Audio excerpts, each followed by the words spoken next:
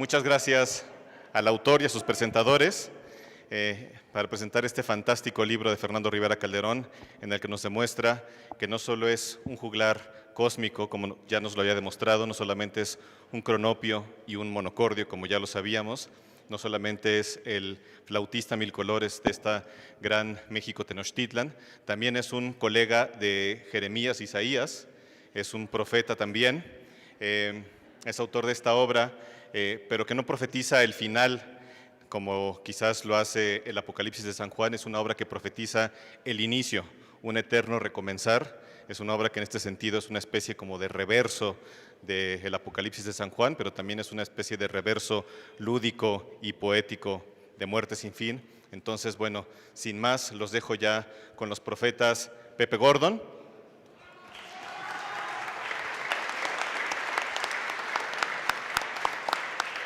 Con el profeta Fernando Rivera Calderón.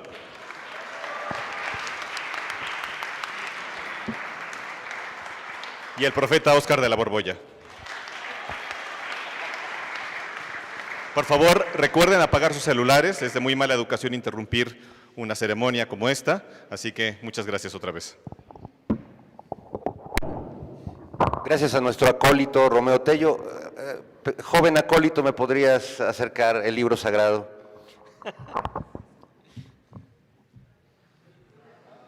Gracias, hijo mío. Podéis sentaros, Sor Papilla, Fray Óscar de la Borbolla. Tomad asiento, hermano. Yo, como ustedes saben, soy Fray Fernando Teresa de Mier y me da mucho gusto estar aquí. La verdad es que queríamos recrear un espacio celestial, pero estamos como en el infierno porque nos estamos asando. Siéntate, mi querido Pepe. Bueno, pues yo estoy muy agradecido, hijos míos, de que hayan venido a esta primera ceremonia litúrgica de nuestro nuevo culto, viendo el enorme vacío que dejó, pues que detuvieran al líder de la luz del mundo, y la caída de Rainier, que pues fue muy lamentable, sobre todo para los dueños del Reforma.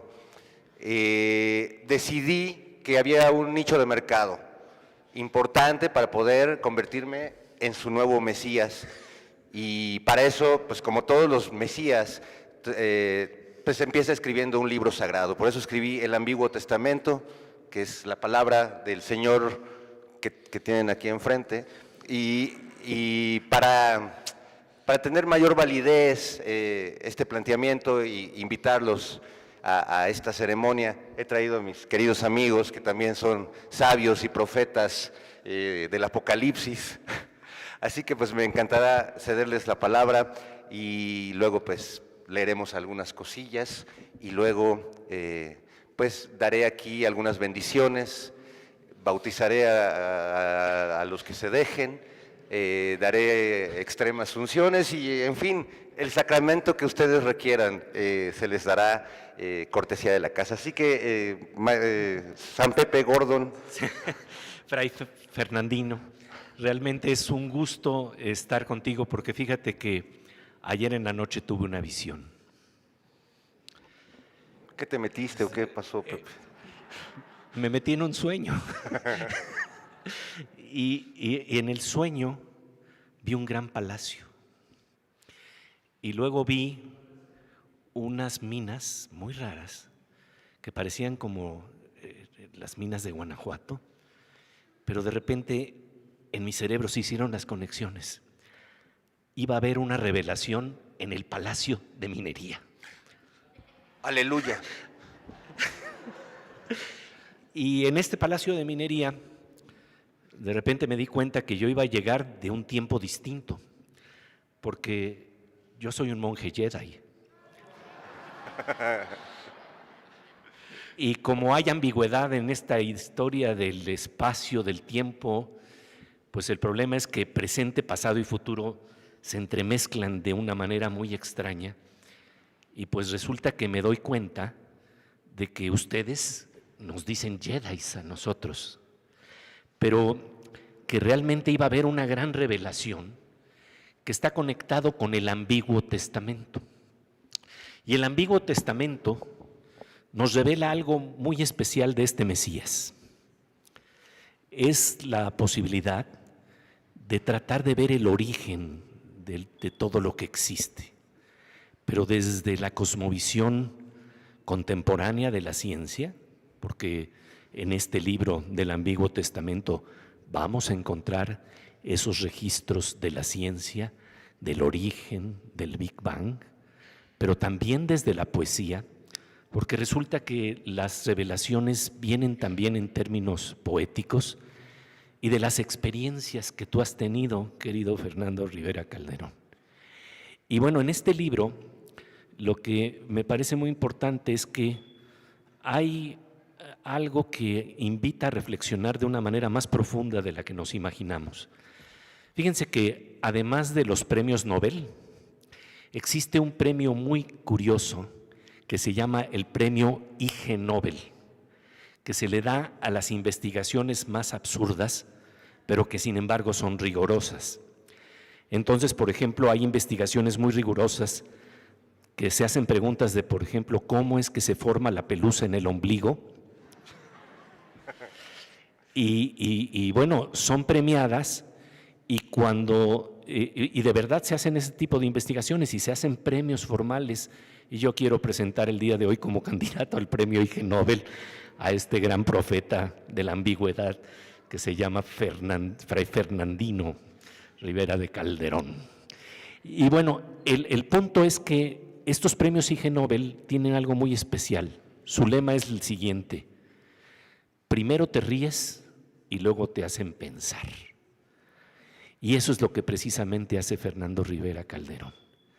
Disfrazado de juglar cósmico, lo que realmente está haciendo es planteando las preguntas más importantes sobre los orígenes que tenemos como seres humanos, sobre el origen del universo, desde la ciencia, y arriesga hipótesis que de repente uno dice, bueno, pero estas hipótesis son verdaderamente delirantes, ¿no?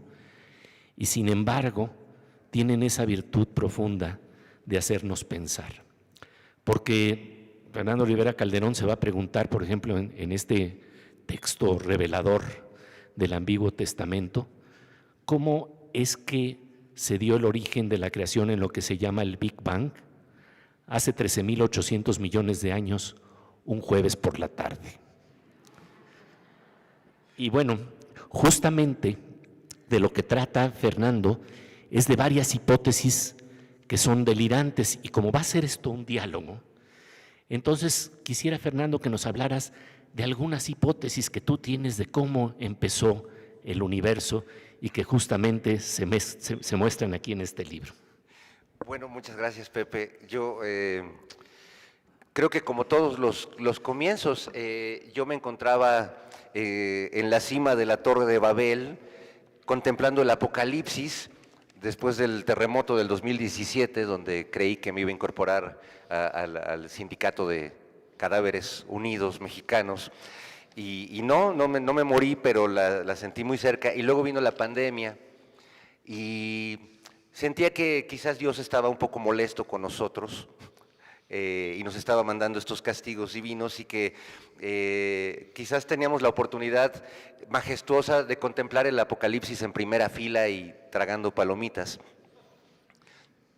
Y yo siempre había sido un profeta apocalíptico, me gustaba hablar del fin del mundo, pero ya estando en el fin del mundo, pues como que escribir de eso habría sido una redundancia. Como, no sé, o sea, no tenía sentido hablar más del final si ya lo estaba experimentando en carne propia. Por eso decidí convertirme en ese profeta que empezó a indagar el origen, cuando lo que tenía enfrente en realidad era el fin del mundo, y que fue el fin del mundo para muchos de nuestros seres queridos y para muchos de nuestros conocidos en esos dos periodos terribles que vivimos, cada que se nos mueve la tierra, y con este virus que nos desarmó y que nos mostró nuevamente nuestro verdadero rostro. Así que para mí el origen de todo tiene que ver siempre con el final de algo, y parece un ciclo de nunca acabar, Y lo tremendo de nuestra vida, pues es que navegamos eternamente en un absurdo en medio. No alcanzamos a ver nunca de dónde venimos y la muerte nos llega sin que tampoco la podamos ver a lo lejos. Es súbita, es como un relámpago. Así que, pues en este en medio interminable en el que nos encontramos, como en el intermedio de una película de la que no vimos el principio y no veremos el final, pues decidí explorar esos múltiples inicios, porque creo que quería escribir un libro que comenzara en cada página y de algún modo creo que así es un libro que comienza en cada página como la vida misma, pues, ¿no? Hoy quizás nace una persona y hoy comienza el libro de su vida y al final todos vamos siendo letras que sumadas hacemos hermosas páginas como esta página que somos hoy de letras de carne y hueso. Y bueno, ya me estoy viajando un poco. No, bueno, pero es que de verdad hay hipótesis maravillosas que tú planteas.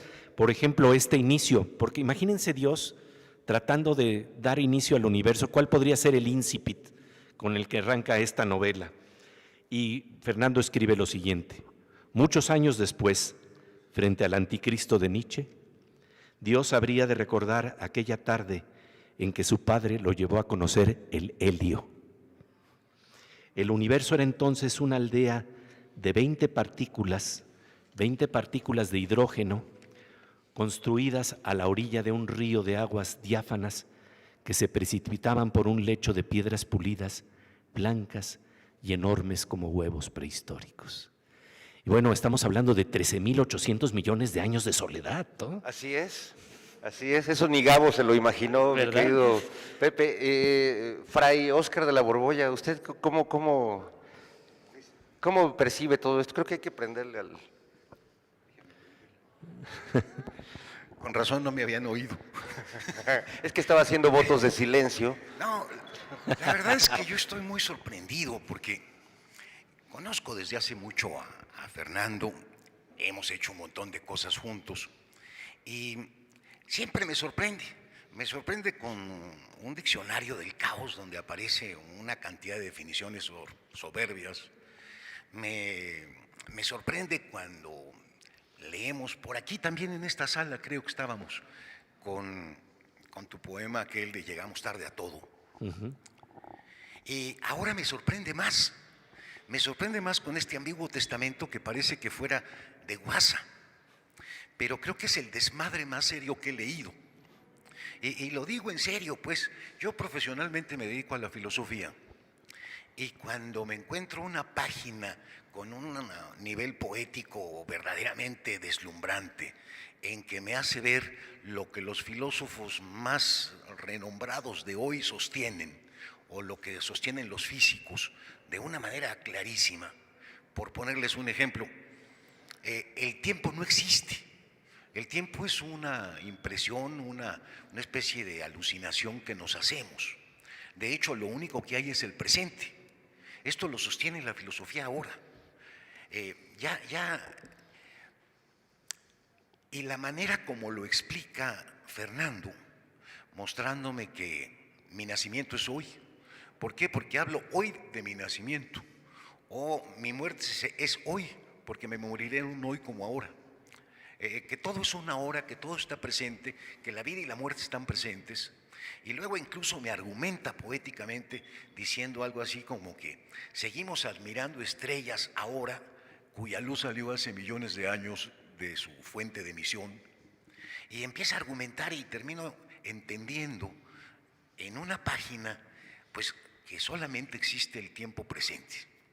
Y de pronto me doy cuenta que pues que estamos en el siglo XXI con un conocimiento de la física, de las partículas, de un montón de cosas, el Big Bang del que hablaba Pepe, y me imagino que hace, no sé, unos 13.000 años que se escribió el Pentateuco, de donde está principalmente tomado esto, que es la parte, digamos, más antigua del Antiguo Testamento, una que se atribuye a Moisés, pues el Génesis. pues me imagino que tenían algunas ideas de cómo sucedían las cosas. Y la manera como las presenta Fernando, pues me parece que dentro de, ¿qué te gustan? 1500 años, ya que se pierda todo este enredo, no, hay que sumarle los 20 otros, dentro de 35 siglos, a lo mejor después de alguna bomba por ahí que nos caiga, todos se encuentran con esto y lo van a tomar en serio. Lo van a tomar en serio porque es un libro que está escrito en serio. Parece juguetón, pero insisto, está mostrando aquí cosas muy graves. Está mostrando, por ejemplo, que la realidad no existe si no está presente ante alguien. Esto del famoso colapso de onda. Sí, sí, sí. El universo quiere ser visto. El universo quiere ser visto, lo dice de una manera además espampanante. A mí me da muchísimo gusto porque pues las cosas que más me preocupan actualmente como filósofo, como profesor de filosofía, pues lo voy a llevar como libro de texto en mi materia de ontología en la UNAM. La neta, pues, y no quisiera dejar pasar por alto una cosa que me sorprendió también sobremanera. Cuando uno hace ficción y se imagina otros mundos, en esos otros mundos con seres de otros colores, etcétera, etcétera, tienen el mismo tipo de relaciones sentimentales, amor, odio, envidia, afán de poder, son igualitos. Y no me había tropezado con un cuento en que los personajes fueran un Quark, Charm, de los guapos, Quark Charm. y un Glucón. Glón. Un gluón. Un glón. Estas partículas subatómicas. Y la manera como arma la relación entre ellas y las metáforas que emplea, realmente sí desborda el repertorio de los sentimientos, pasiones y deseos humanos. Y me permites entender algo que está sucediendo ahí detrás. Y sobre todo una cosa, y con esto termino. Mientras que los físicos o los astrofísicos no se atreven a hablar más que segundos después del Big Bang, este canijo se mete al antes del Big Bang y le aconseja a Dios que no lo haga. Y viene una página que creo que es la página más soberbia que te he leído como poeta, de por qué no hacerlo. Y al final, claro, termina colando ahí sus propias cuitas y parece que está quejándose y prohibiéndose conocer a una mujer con la que le fue muy mal, y sin embargo, sí lo hizo, pero no se sabe si es Dios o él. Es Dios, es Dios, sí. Se mete pues con el antes al que no se atreven los astrofísicos y se mete con el antes de que Dios hiciera la creación. Y lo pone ahí en mitad de unas dudas, que son las dudas de cualquiera cuando empieza a hacer algo. La verdad, me honra muchísimo que además esté mi nombre mencionado en alguna página por ahí, porque entonces voy a pasar a formar parte de la locura, del desmadre absolutamente serio de este libro. Fernando, muchísimas gracias, de verdad, ese es a toda madre. Gracias, Óscar de la Borbolla.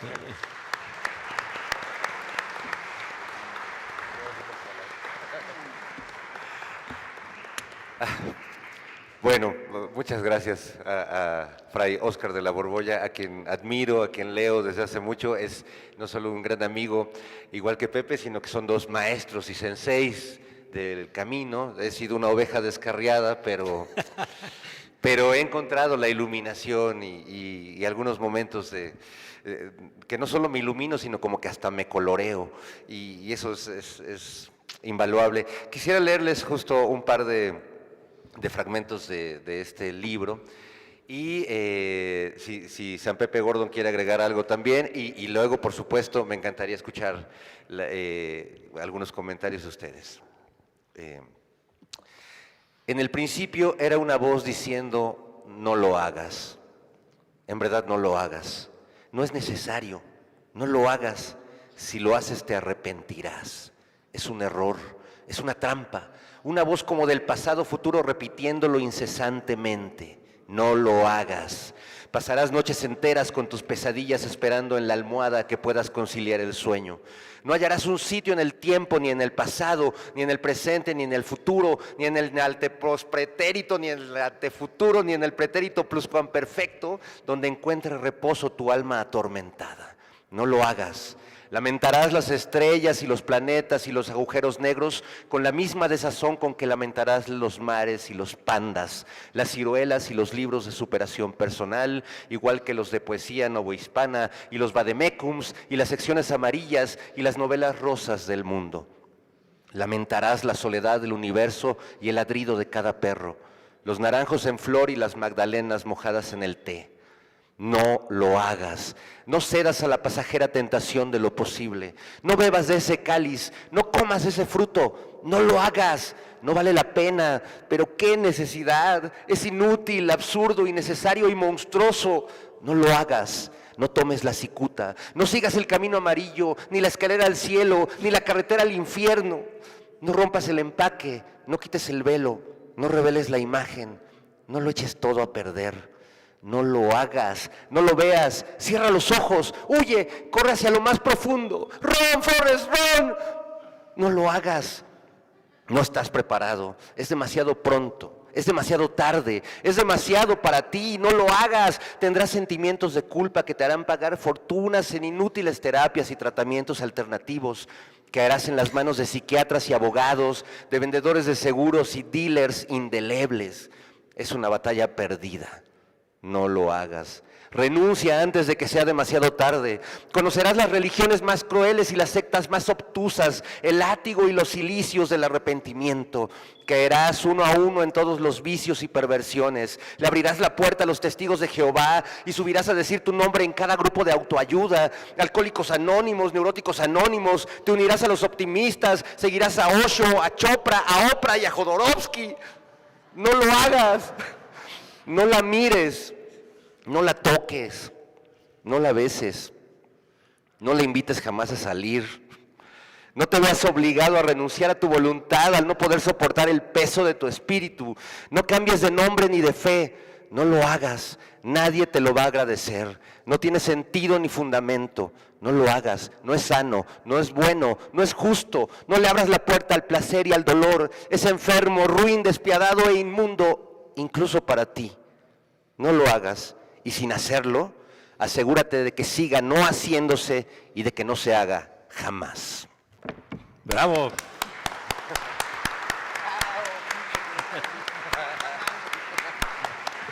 Muchas gracias. Y como se dieron cuenta, sí lo hizo. Y bueno, Nadie le hizo caso. nadie le hizo caso.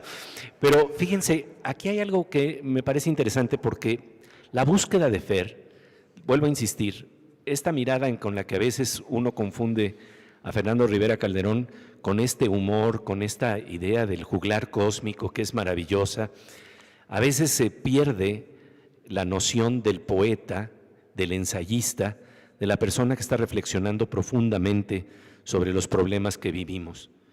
Y en este marco, pues estamos viendo precisamente cómo hay una admiración por el universo, que déjenme decir que es una admiración que pasa por una investigación científica seria. Los libros que ha leído Fernando Rivera Calderón para hablar de gluones y para hablar de partículas subatómicas y estudiar esos fenómenos de quarks en canto en los niveles más finos de la materia. Yo me imagino que si ese conocimiento lo hubiera tenido Fernando cuando era pequeñito, hubiera estado jugando a, mira, aquí está el gluón, y con sus muñequitos entre gluones y partículas diminutas, hubiera sido el juego ideal de Fernando. Y entonces resulta que en esta, su segunda infancia, pues sí se puede dar el lujo de penetrar ese nivel de interacción fina en la naturaleza, en donde déjenme decirles que efectivamente sí hay un estudio fino de lo que es la cosmología contemporánea. Pero si hay estudio profundo de la cosmología contemporánea, también hay un estudio profundo de los problemas que confrontamos cuando vemos un universo que es asombroso y también al mismo tiempo terrible. Por eso es ambiguo este universo. y creo que está muy bien marcado de alguna manera con unas palabras que recuerdo que decía el poeta Yehuda Mihai, quien planteaba: Dios, que nosotros que te pedimos de verdad que nos dieras unas huellas de por dónde iban los senderos del bien y el mal, y tú que nos diste todas las reglas precisas para jugar en un campo de fútbol. Y entonces, en medio de esto, hay también una pregunta muy seria de parte de Fernando, de esas dudas de por qué tenemos precisamente estas expresiones que de repente dices, pero qué absurdo de mundo el que vivimos, y al mismo tiempo el asombro. Y aquí, querido Fernando, yo quisiera que platicáramos un poco de un personaje que es clave y que está detrás de todo este libro, que es Aldous Huxley. ¿Por qué? Porque hay una poética, como ya lo planteó Óscar de la Borbolla de una manera muy precisa, que explora algo que tiene que ver con revelaciones. Esto es muy interesante. Hay un personaje estudioso de los mitos que yo admiro profundamente, que se llama Roberto Calasso, italiano, y él decía que en términos del estudio de los dioses griegos, decía es que los griegos no creían en los dioses, los conocían. Y de hecho dice que la palabra ateo viene de aquel que está abandonado por los dioses, no aquel que no cree en los dioses. Y lo que me parece muy importante en tu libro es que arriesgas también tus sueños, tus revelaciones. Y esto es algo que no vemos hoy en día con tanta gente que está tratando de estar amurallada, sin arriesgar una mirada, sin tratar de ver qué es lo que le dicen los sueños, sin tratar de ver cómo se ensancha la percepción. Háblanos de ese registro tan vinculado con Aldous Huxley, querido. Pues gracias, Pepe. Pues sí, Aldous Huxley es un escritor, filósofo que siempre me marcó mucho por muchas de sus investigaciones y sobre todo también por la tragedia de morirse el mismo día que mataron a Kennedy y que nadie tuvo una flor para echarle, y eso que tuvo una muerte muy loca porque le pidió a su esposa que le inyectara LSD para que su camino a la nada o al más allá fuera pues todo un viaje. Y hay un libro de él que a mí me impactó mucho que se llama La filosofía perenne, que por cierto es un libro que me han robado varias veces y me lo vuelvo a comprar, es como un karma de la vida, pero que me encanta porque plantea algo que ya había intuido yo desde niño, que era un niño muy preguntón y que me inquietaba mucho pues la idea de las religiones y por qué adorar a un hombre crucificado, etcétera. Y en este libro Aldous Huxley hacía lo que yo intento hacer también un poco aquí desde el humor, que es buscar vínculos entre todas las culturas que finalmente pertenecemos a la misma especie humana y que en todos los mitos pues hay cosas en común, ¿no? Como ese océano primigenio, ¿no? Siempre el origen, antes de que del inicio, de que los dioses crearan el mundo o al ser, pues todo era una especie de ciénaga. Hay una humedad en el origen de las cosas que a mí me encanta porque es la humedad pues del sexo también, ¿no? El sexo es más viejo que la humanidad. Ya lo decía Groucho Marx, las amibas comenzaron su vida sexual que era muy aburrida, pero ya tenían sus acercamientos, no eran muy románticas en realidad las amibas. Uno podía tener muchas amibas y, perdón, ya me iba a poner muy Son estúpido. amibas. Perdón. Pero fíjate, Fernando, de la religión, soy muy aburrido. Imagínenselo en una reunión de dioses ya descontinuados, porque hay muchísimos dioses que ya pasaron la historia, Zeus entre ellos ya no, además era un dios libidinoso. Huitzilopochtli pues era un dios guerrero. No me acuerdo cómo se llama el dios apache que metes, pero lo hace hablar como si fuera, sí, mister, claro, pues, yo no correr, no conjuga los verbos porque habla como apache, pues. Imagínense una especie como Mageo se llama, Mageo. Mageo, como de hospital en el que están los dioses retirados. Y por ejemplo, en algún momento Yahvé le dice a Cristo, ya hijo, cállate, métete a la casa. Y en algún otro momento Zeus, que es el más canalla de todos, le dice, ya cállate, pinche gordo.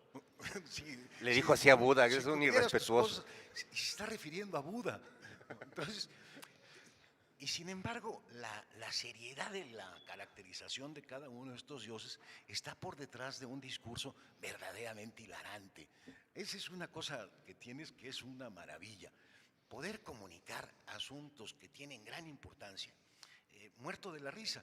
Por ejemplo, cuando habla de la perfección, por eso te digo, no es broma, te voy a llevar a la FES Acatlán, donde doy clases.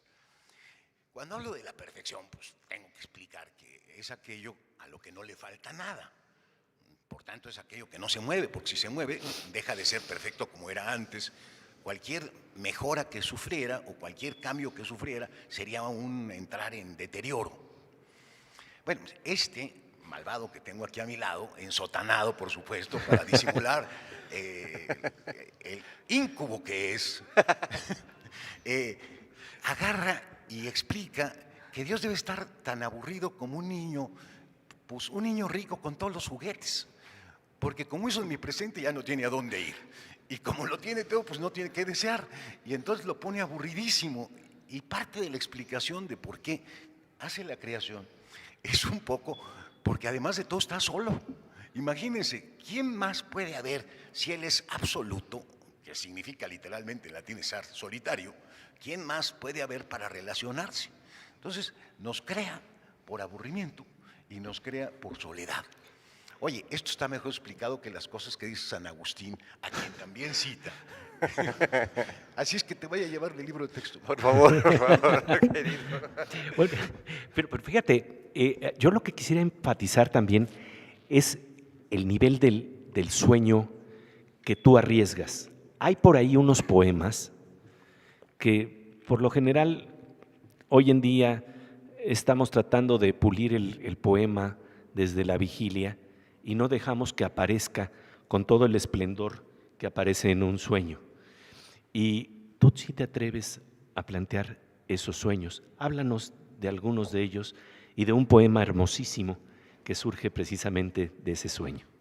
Pues sí, es un libro que yo en general, en todos mis libros, no escribo de manera muy racional, ni tengo un plan de cómo escribirlo. Y como este libro trataba de emular el Antiguo Testamento, donde en realidad eran muchas voces escribiendo en muchas épocas, pues yo sentía que esta esquizofrenia natural que padezco y el meterme como en muchos personajes, como en un teatro de mí mismo, pues me permitía ir explorando como todas esas voces y darle peso también pues no solo a lo que había estudiado en mis libros de ciencia, gracias a mi asesor científico Pepe Gordon, o en los libros de filosofía, sino que también pues abrevo mucho de lo que sueño y de ciertos momentos pues de revelaciones místicas, porque yo como Andrés Manuel también soy un místico y veo a luces,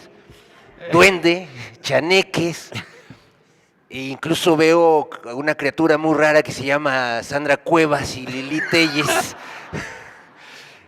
Y bueno, dejo que el sueño me diga cosas. Y haciendo este libro tuve un sueño que realmente fue muy, muy hermoso y que me atreví a contar, a transcribirlo tal cual lo soñé, porque yo era un testigo privilegiado de todo eso.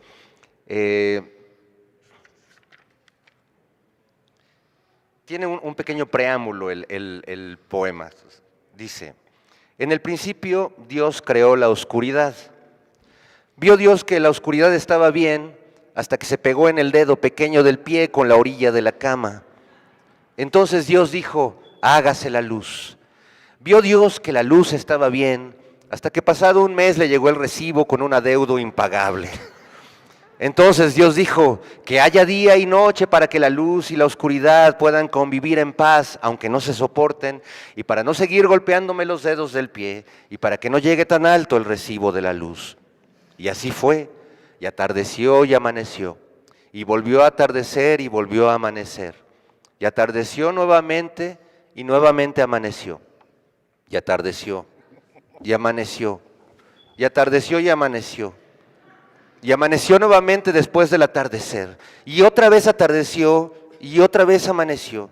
Y cuando parecía que no podía suceder más, de nueva cuenta atardeció y luego amaneció sin variar en ningún momento el orden de los factores. Y atardeció y amaneció y así siguió atardeciendo y amaneciendo. Y entonces Dios se quedó dormido. En el principio fue un sueño. Dios tenía un cuerpo humano.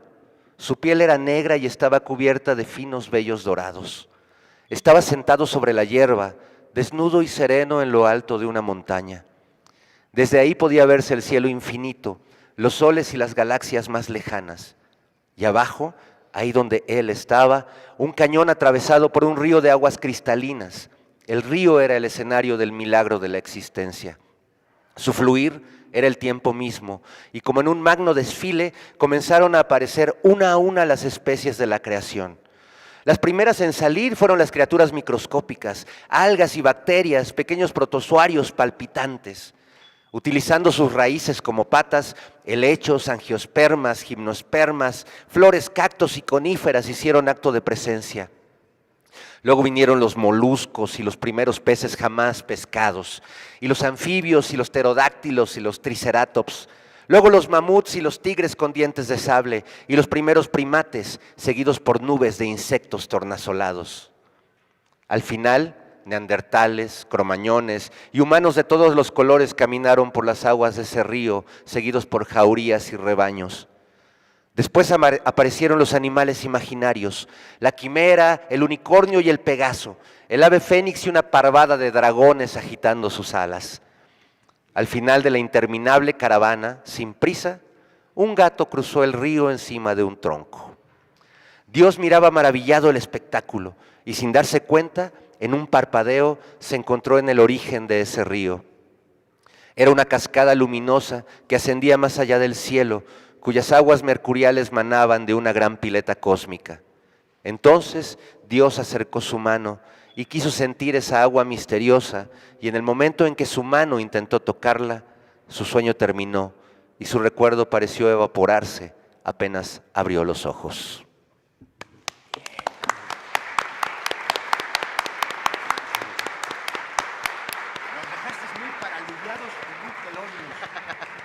Muy paraluviados, muy quelonios. Sí, así me quedaba yo después de escribir esto, pero sí también aspiro que un día, así en el futuro, así como tú te lo imaginaste, en un postapocalipsis, cuando ya no existan las editoriales y solo queden los libros del Fondo de Cultura fuera de las ferias del libro y todo sea así ya, un futuro donde desconozcamos, tal vez alguien encuentre este libro y a lo mejor ya ni siquiera sepan quién lo escribió.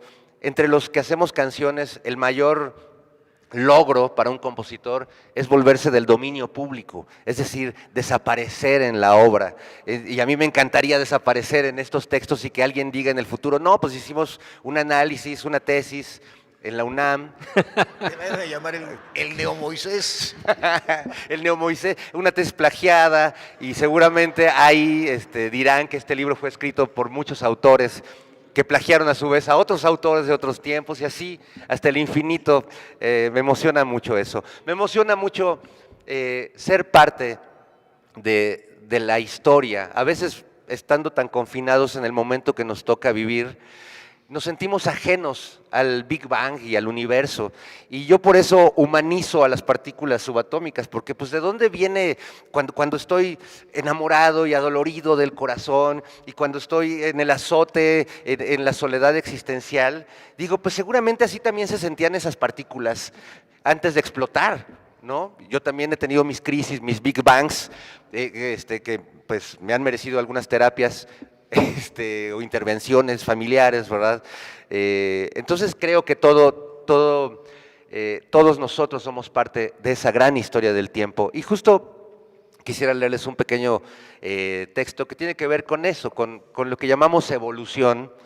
Se llama La evolución de las especies según la interpretación del Rabí Abba, que sí existió el Rabí Abba, pero no escribió esto. La verdad es que solo lo usé como un recurso literario, porque además esto es literatura y se valen muchas cosas. Y dice así: deposite un árbol en la sala de su casa, Déjelo reposar 14,000 millones de años y tendrá un maravilloso comedor provenzal con 6 sillas. Coloque un comedor provenzal con 6 sillas de madera en la sala de su casa. Espere 10,000 años y tendrá un bosque de coníferas. Ate un pedazo de acero a su muñeca. Aguarde aproximadamente 12,000 años y tendrá un maravilloso reloj water resistant. Mantenga su reloj water resistant atado a su muñeca. Aguarde otros 200,000 años y tendrá un río caudaloso de agua pura y cristalina. Busque un lugar sobrepoblado de piedras. Colóquese en medio de estas y trate de dormir durante 10,000 años. Despertará en un departamento de interés social en obra negra. Duerma otros 3 millones de años en su departamento y despertará en el interior de una montaña o de una cordillera si es que vive en un conjunto habitacional. Coloque un zorro sobre sus hombros. Obligue al animal a quedarse ahí unos 8 años hasta que se transforme en un elegante abrigo. Deje el abrigo en el guardarropa de algún bar y no vuelva a verlo jamás. Deposite un mono en una incubadora y al paso de 500,000 años tendrá un hijo. Deposite a su hijo en el mundo y al cabo de 3 o 4 lustros tendrá un mono. Reúna toda la belleza posible a su alcance. Obsérvela fijamente durante el tiempo de una vida y le parecerá espantosa. Recoja toda la mierda del mundo y construya con ella una torre interminable. Quédese a mirarla durante un siglo y obtendrá la poesía. Gracias. Y ¿sabes qué? Además, esto es muy interesante porque fíjate que de una manera llena de humor traduces conceptos que, como bien dice Óscar de la Borbolla, son necesarios llevar estos textos para reflexionar de otra manera sobre lo que estamos viviendo. Y sí, está permeado de humor, pero aquí hay, por ejemplo, una lección de Heráclito de Éfeso que decía que la verdadera sabiduría consiste en saber que todo está comunicado con todo. Y aquí con gran humor nos estás marcando precisamente cómo estamos tan entrelazados, cómo esas partículas que nosotros estudiamos para ver el fondo de la materia, al final del día nos hacen entendernos a nosotros mismos. Fíjense que recuerdo que había un premio Nobel que se llamaba el biólogo George Wald, que decía que los físicos, y en este caso Fernando Rivera Calderón, como poeta, son el instrumento que tienen los poetas y que son el instrumento que tienen los átomos para conocerse a sí mismos. Entonces, el verdaderamente sondear de qué estamos hechos es un juego de comunicación e interrelación profunda y de verdad ver cómo esto lo juega con esa elegancia, con esa gracia, con ese humor, con esa acidez. Fernando Rivera Calderón me hace constatar que este libro es un libro precioso que nos vuelve a remitir a lo que siempre creo que todos desearíamos, volver a encontrar a nuestros mejores amigos de la segunda infancia. Ese es el caso conmigo, con Fernando Rivera Calderón. Muchas gracias. Pues es muy emocionante estar esta noche aquí con dos amigos tan queridos, tan entrañables y que a la vez son dos maestros de vida, a quienes realmente admiro y quiero mucho. Les agradezco de verdad, mi querido Óscar, Pepe, son realmente amigos de esta, ya no sé si segunda infancia, yo creo que ya voy como en la quinta, ¿verdad? Mi querido Pepe, sí. Pero sí, efectivamente creo que hay un espíritu lúdico siempre, y sí me gusta a veces imaginarme a Dios como un niño aburrido. Hace muchos años mi hijo Fer, que también tiene una imaginación bastante alocada, y que también le da por reflexionar estas cosas, me dijo: oye papá, ¿y si Dios es como un gringo de esos que están en su sillón con pizzas y hamburguesas, comiendo papas y ensuciándose todo y viendo la tele, cambiándole a los canales? Y me sentí tan desolado de su definición, de su idea de Dios. Mira, ya anda, por cierto, salud. Y que, bueno, pues que me hizo pensar las muchas posibilidades que tenemos de imaginarnos el mundo. Hay un texto bellísimo de Michel Tournier, este gran escritor francés que falleció hace poco, donde dice que realmente el universo se ha ido transformando de acuerdo a cómo los seres humanos lo hemos imaginado.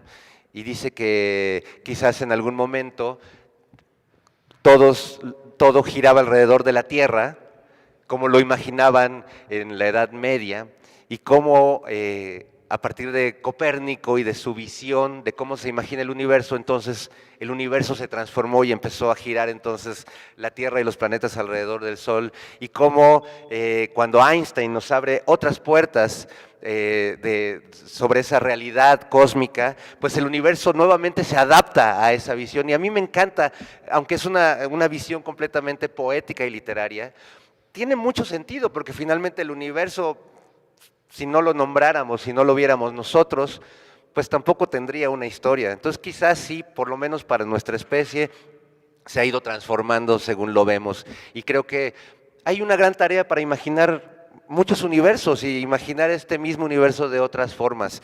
Yo creo que antes de saber si el plan B es bueno o malo, o quién va a gobernarnos en el 2024, la verdad es que a mí me urge más saber quiénes somos, a dónde vamos y sobre todo si habrá boletos, si uno podrá hacer reservaciones desde antes, o hay que formarse así como para entrar acá. Creo que vale la pena seguirnos preguntando por estas cosas que a veces damos por hecho.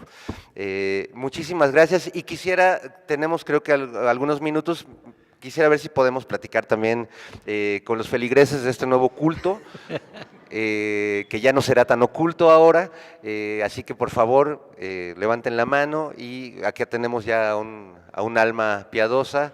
Hay un micrófono por allá, entonces bueno, nada más ahí nos van avisando cómo vamos de tiempo y todo. Supongo que al final también haremos una firma y las bendiciones y todo eso. Muchas gracias, de antemano, felicidades. Lo voy a decir con respeto, me encanta estar frente a los tres chiflados. Y lo digo porque son tres mentes muy creativas, muy inteligentes, y solamente así se puede ser un buen escritor. Estás junto a dos escritores que han hecho algo para niños. Un libro que dedicó a su hijo con las 5 vocales, el libro de la oveja. Y yo quisiera preguntarte, ¿tienes algún texto para niños? O bien puede ser ahora un reto de decir, tengo también que escribir algo para los más pequeños. Gracias. Muchas gracias. Todos mis libros son para niños. Los escribo pensando en que un niño los pueda leer y los pueda entender, ¿no? Y bueno, y si se encuentra alguna palabra que no entiende, como yo, que me encantaba de niño, pues va al diccionario. Pero sí, quizás en algún momento haría algo más específico, pero la verdad es que sí creo que mis libros le gustan mucho a los niños en general. No solo los sondeo con mis hijos que ya son adolescentes o jóvenes, sino con mis sobrinas y con los amiguitos, hijos e hijas de mis amigos, que pues siempre me dan un buen regreso. Pues escribo muy lúdicamente, escribo con un espíritu muy juguetón. Yo la verdad es que si bien ven aquí a un ser decadente y envejecido, yo me siento como si tuviera 7 años, la verdad. 7 años ya muy añejados, pero 7 años al fin. Eso me permite un poco sobrevivir a este mundo que de repente se pone demasiado serio. Y me gusta pensar que también hay una interpretación aquí que dice que quizás todo es parte de una broma de Dios, una gran carcajada cósmica. Por eso explico aquí también que a veces cuando vamos en la calle y vemos que un güey se ríe de la nada, es que en realidad le cayó como el chiste cósmico de Dios y entendió el chiste. Y nosotros lo tachamos como un loco, pero en realidad es un iluminado. En fin, bueno, muchas gracias. Gracias.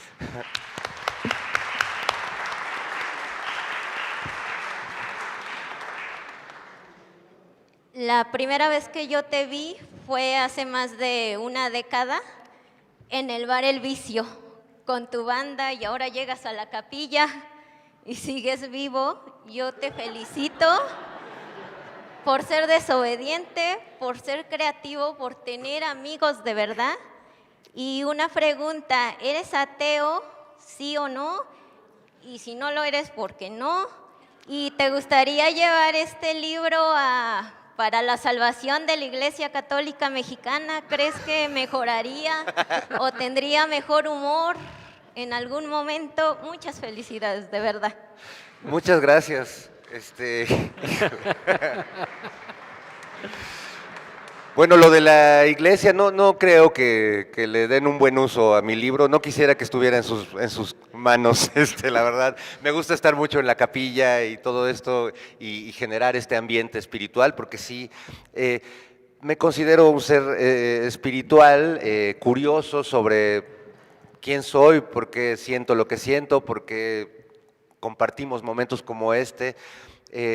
Me creí ateo muchos años, hasta que descubrí que ser ateo también es una religión, es como un acto de fe.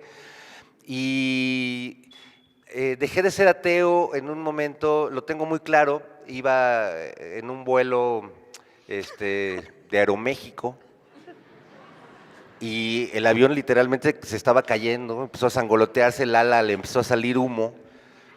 Y durante un momento mantuve mi ateísmo como un filósofo así estoico, decía, no, el ser y la nada y no hay pedo y esto es normal. Y no, 5 minutos después estaba ya rezando un Padre Nuestro. Así, Virgencita, no dejes que se caiga el pinche avión. Sí, la verdad es que yo lamentablemente no llegué a ese sentido espiritual por una vocación natural, sino porque estaba muy apanicado. Otro día me estaba ahogando, haciendo un reportaje en medio de un huracán en Oaxaca. El fotógrafo y yo nos subimos a una lancha y pues todavía estaba el huracán y chocamos contra un árbol en la noche en el mar abierto y se descompuso la pinche lancha y pues también el ateísmo flaqueó. Y otra vez ahí está la abuelita y la chingada y sálvame. Ahora, no quiero dejarles a ustedes este ejemplo de espiritualidad, porque es pinche, es muy convenenciero ser así. La verdad es que creo que con el paso de los años me he ido volviendo entre politeísta y animista.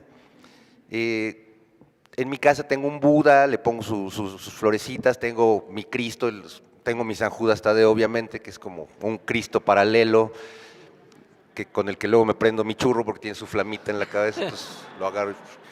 Le rezo un poco a todos. Cuando estuve en Jordania, en Oriente Medio, la verdad quedé deslumbrado por mis amigos musulmanes, porque aquí tenemos una lectura pues, de que pensamos que todos son terroristas o cosas así. No, la verdad me pareció una religión maravillosa. Estuve a punto de convertirme al Islam.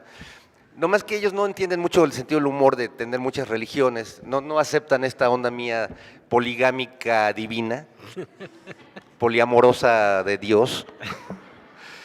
Y bueno, pues yo le rezo un poco a todos, porque uno nunca sabe cuando se muera, o sea, cuál va a ser la verdad absoluta, entonces más vale estar bien hasta Tlaloc, hasta Tezcatlipoca, a Tezcatlipoca Madre también, porque también hay diosas. Y por otro lado, el animismo, que hace rato hablaba con Pepe Gordon, que lo aprendí de las películas de Walt Disney, que es que todo tiene alma, todo tiene ánima. Entonces, la mesa, si uno le pega, igual no escucha uno el ay de dolor, pero siente, si uno, yo lo planteo aquí, que el universo está contenido en este libro y que al final el lector de este libro se vuelve parte del gran libro de la existencia. Pero en términos físicos, cuando pongo mi mano en el libro, me pregunto, ¿dónde acaba el libro y dónde empieza mi mano? Ustedes dirán, ay, pues es muy fácil. No, no es fácil. Hay una trama aquí molecular muy cabrona, que no se las voy a explicar ahora porque sería muy complejo. Pero bueno, básicamente esa es mi idea de la fe y de cómo convivo con las deidades, que yo creo que pues les caigo bien porque hasta ahora no me ha caído un rayo, ni he podido publicar mis libros, no se han agotado, pero tampoco es que nadie se los lleve, ¿no? Mira, ya hay una que ya lo compró, y los dos, muy bien, no, muchas gracias, caray. Sí, porque además si no los compran, fíjense que el destino de los libros es horrible, se van al infierno. Como ya no tienen las editoriales donde guardarlos, no es reclamo para la mía porque lo hacen todas, los queman. como si yo hubiera escrito algo, hasta me sentiría así como Giordano Bruno, puta, quemaron mi libro, güey. Sí, pero porque no se vendió, porque ya, o sea, dices, no, así no, AMLO.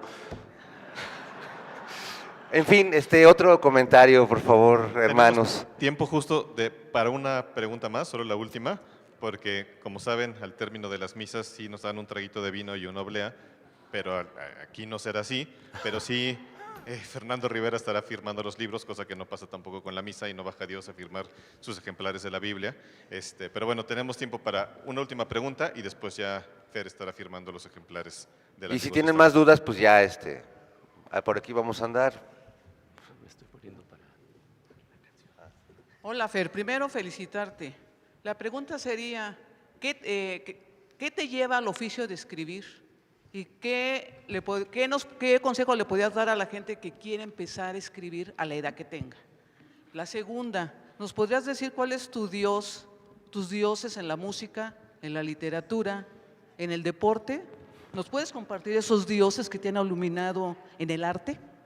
Gracias. Gracias a ti. Bueno, primero, escribir, pues creo que fue una salvación para mí. Fui un niño muy solitario. Vivía toda mi infancia viví sobre el circuito interior, como a 1 kilómetro del aeropuerto. Entonces, todos mis vecinos, y es cierto, por lo menos mis 2 amiguitos, el que vivía a un lado y al otro, los habían atropellado porque pues vivía sobre el circuito interior, entonces no tuve barrio, soy una víctima de la urbanización y de Jan González y de todo eso. Y además tenía asma y me ponía muy mal y mi mamá es un poco sobreprotectora, entonces lo único que me quedaba era tratar de aprender a leer muy pronto para no estar encerrado en mi casa todo el día. Entonces primero jugaba con los libros, como hacía torrecitas y casitas con los libros, y aprendí a leer muy pronto y a escribir como una manera de jugar. Y la verdad es que para mí escribir es una forma de jugar hasta la fecha. Juego con las palabras, me río yo solo, hago experimentos, me dan un poco de risa los autores que sufren mucho para escribir o que navegan con esta imagen de que hay que sufrir mucho para poder hacer una obra. Uno sufre en la vida, o sea, no tienes que sufrir para escribir, con lo que ya la vida le pone a uno, pues es suficiente, y ya nada más uno lo trae al momento en el que lo pone en la página. Y bueno, mis dioses, pues es que te digo que soy politeísta. En la música pues están los Beatles, está San Pink Floyd, San King Crimson, tengo, bueno, Silvio Rodríguez o Charly García o Jaime López o Álvaro Carrillo, o Mozart o Bach o Chopin o Choripán, como le dicen en Argentina. En el cine, pues Kubrick, Buñuel, Greenaway, bueno, me gusta mucho en general todo el cine, la música, la literatura, pues por supuesto me gusta mucho la literatura francesa, me gusta mucho Michel Tournier, me gusta un escritor que todavía vive, que se llama Pascal Quignard, que escribió La lección de música, en la que se inspiraron para hacer la película Todas las mañanas del mundo. Es un escritor brutal y muy profundo y muy filosófico. Y bueno, pues en el deporte no sé, El Santo, Blue Demon, Irma Serrano. Oigan, Irma Serrano, nada más, es que la conocí, era toda madre, una luchadora ruda, sí. Tenía en la entrada de su casa un diablo gigante con un falo erecto que usaban de perchero, y que María Félix juró que se lo iba a robar y que se lo iba a quitar. Y Irma Serrano me contaba muy orgullosa, y se murió la cabrona y no me chingó mi diablo. Bueno, muchas gracias.